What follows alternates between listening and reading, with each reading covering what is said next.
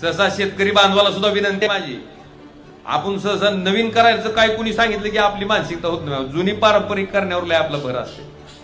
बीबीएफवर आपण डोकं फोडून सांगतोय माने साहेब, पण अजून बीबीएफवर आता चाललेत कुठं कुठं. लोकांना वाटतं हाय उगं पातळ दिसतंय, कसं काय उतार पडतंय काय खरं. जुन्या लोकांच्या तर डोक्यातलं निघतच नाही. 3 फुटाची सरी होती, आता लागली 4 फूट 5 फूट 6 फुटापासून गेली. 9 फुटावर सुद्धा ऊस काढायला लागली लोक.